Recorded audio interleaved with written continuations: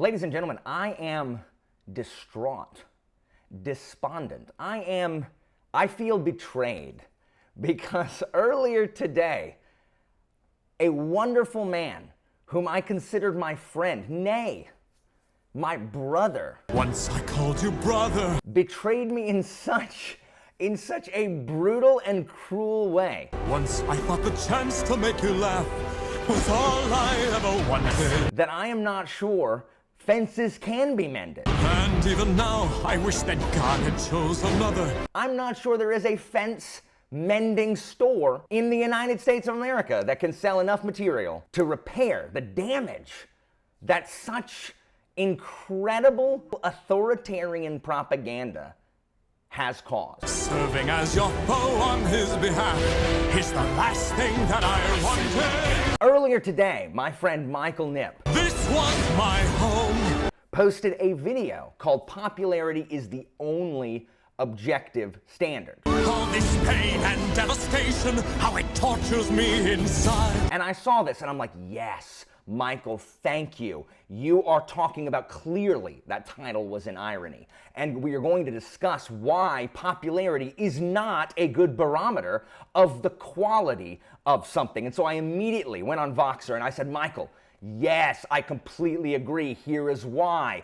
Well, hold on. I guess I should check to see if you agree with me. And I stopped and said, wait, of course you agree. It would be ridiculous to think otherwise. And so then I launched into my whole reasoning. Then I watched the video and I returned and I informed Michael that he had woken up yesterday morning and chosen violence. All the innocent who suffer from your stubbornness and pride. I could not believe the words that he was saying.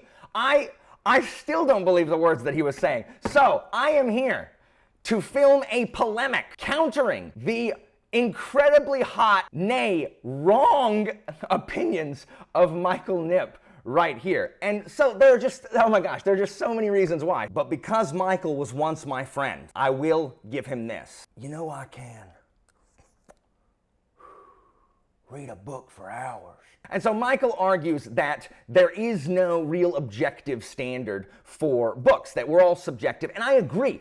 Here we agree, and that's when I started the video. I was like, yes, we agree on this. Yes, Michael, speak to me, speak to me. I do think that every opinion is subjective. Like, it's very difficult to be objective when judging a work of art, as he says, because we do bring our inherent biases, or even what the mood we were in when we read it, or who we read it with. So there's nothing wrong with having some subjectivity. I think the problem arises is when people claim to be completely objective and that their exposure to, I don't know, like other people reading it or you know, having it been hyped up a ton, or even knowing the author, all of that colors, and to pretend like you were a robot and not a human and having that affect you is just disingenuous. It's like when the judge instructs the jury on Law and Order jury will disregard the remark that the attorney got in like completely outside of the bounds of what he's allowed to say. And you know, the judge is like, the jury will disregard. The jury ain't gonna disregard. The jury's not a freaking robot. We are all people, and we heard it, and you can't unhear it. So it's the same way with books. Like if you are best friends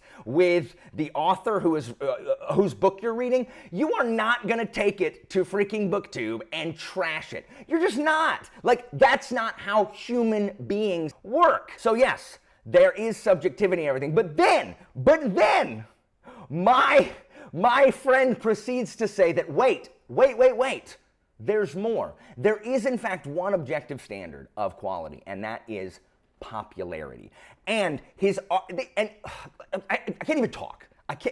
No, like the public consciousness understands, like we all secretly understand. This is one of these ingrained truths that we have, that we are born with, understanding that just because something is popular does not make it good. Now, I am not in any way saying that because it is popular, it is therefore not good. I'm not saying that at all. However, popularity does not equate necessarily, one does not ipso facto lead to the other one. And I'm going to back this up with a theory. At the end of this, I'm going to introduce a scientific theory that has been peer-reviewed and that I'm going to release onto the booktube world. I've published multiple articles across many scientific journals that you will understand in just a second. But he then goes on to ask, who are we to say that it isn't deserved? If some work of art, let's talk about books in this example, appeals to a wider range of people, a large amount of people, the multitudes, if you will, like many more people read this than anything else, who are we to say that it is not deserved? Arguing that if it is popular, because just by the very fact that it is popular, it therefore must appeal to a wider amount of people, a larger body of people. And if a larger body of people find something good or entertaining, therefore it is objectively of higher quality. And here is where it breaks down for me, because our opinions are subjective. Guys, history is littered with the mob making poor decisions. It is. We all have our subjectivity that we all acknowledge. In our deep, deep bottom of our brain stems, we understand that popular doesn't necessarily mean that it's good and that everything is a little bit subjective. There are people who are more objective than others, that is for sure.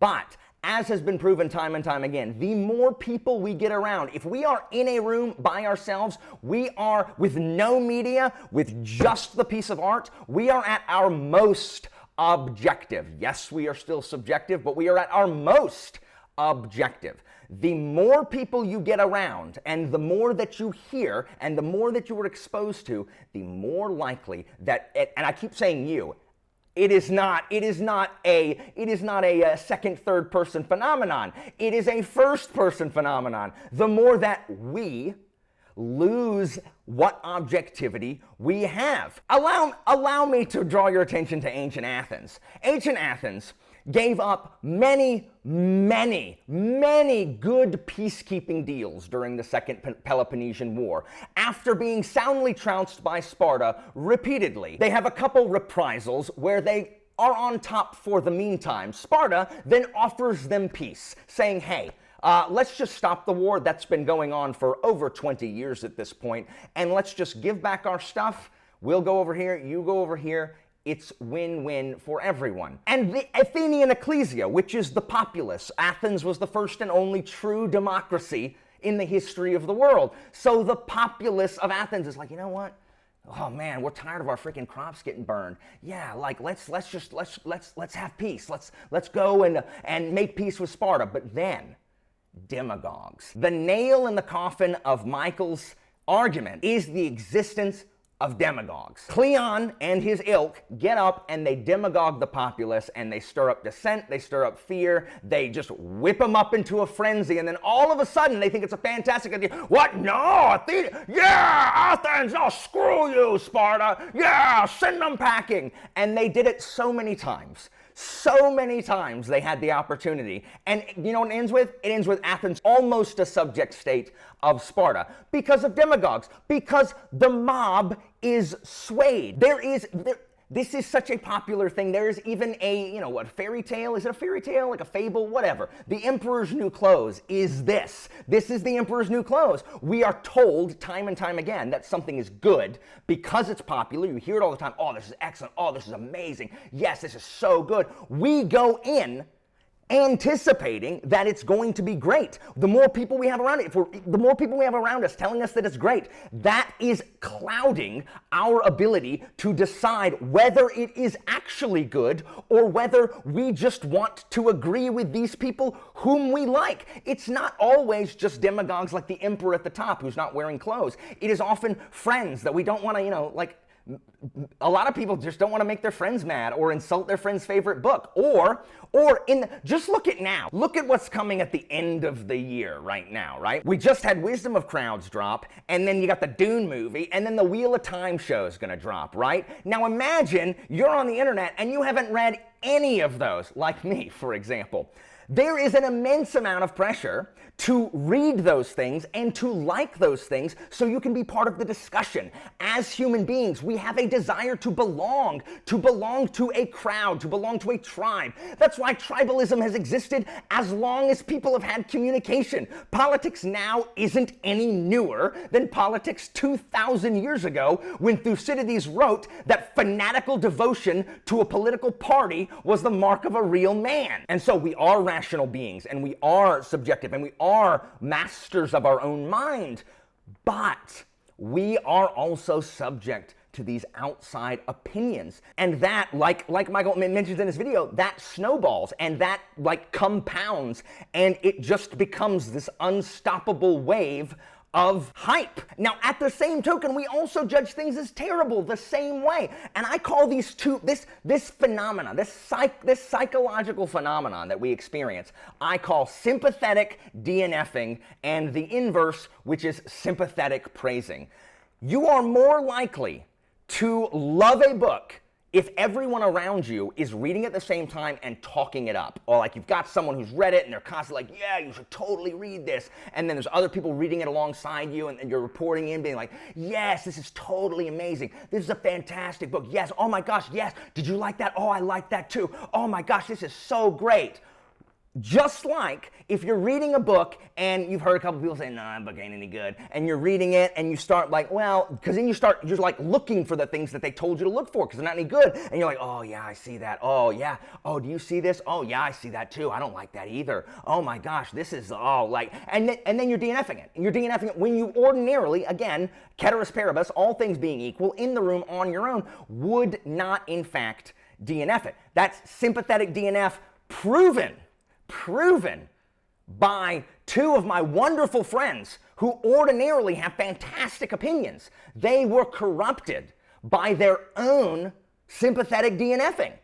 I will not name them here. They know who they are, and I would not want to publicly embarrass them. But I say that to prove that even the best of us can succumb to mob rule. And that is why, because of mob rule, that is why popularity is not, nay, cannot be used as an objective barometer of quality. I realize that watching Michael's video, and on the surface, it appears that he is taking the populist view, that he is a man of the people. But I caution you, ladies and gentlemen of BookTube, I am here to warn you against tyranny of the mind. Michael would have you submit to the person of the highest influence, of the loudest demagogue, of the most powerful in the land. So even though he touts popularity and you think that is a populist cause, it is not.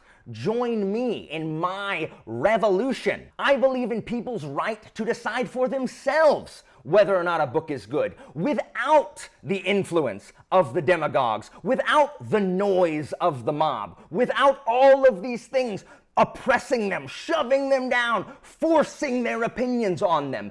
Join me and be free. Unfortunately, due to the danger of Michael's agents, I am having to film this in an undisclosed location. If you know where to find Slim Keith and his three-legged dog Bernard, and you provide him with a passport, he will escort you to safety and to liberation. I bid you good night, and long live the resistance.